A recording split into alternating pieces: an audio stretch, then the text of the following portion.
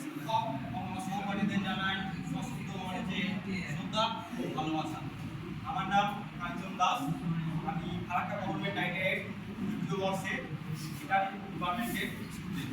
আমরা আজকে যে প্রজেক্টের সামনে উপস্থাপন করতে চলেছি সেটা একটা হচ্ছে railway flyover project. Railway flyover project আমরা সাধারণত অনেকেই দেখেছি। রেলওয়ে ফ্লাইওভার প্রজেক্ট আমরা সাধারণত ইউজ করে থাকি রেলওয়ে ট্র্যাকগুলিতে যাত্রী নিরাপত্তা, সুরক্ষা, যানবাহন সমস্যা নিরসন। এবার এই রেলওয়ে প্রজেক্টগুলি রেলওয়ে এই সমস্ত প্রজেক্টগুলি বানিয়ে থাকে সাধারণত তাদের রেল ট্র্যাকগুলির ওপর যানজটের যান চলাচল সমস্যা দূরীকরণ করা যায়। এবার আমরা এই বিকল্প রেলওয়ে ফ্লাইওভার প্রজেক্ট বানানোর জন্য আমরা যে সংযুক্ত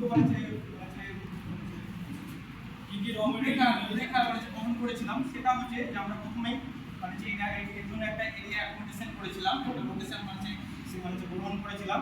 তারপরে সেই রেল ব্রিজের হাইট, তারপর তার স্প্যান, তার তার বিস্তৃতিকরণ, এই বিষয়গুলি খেয়াল রাখা হয়েছিল।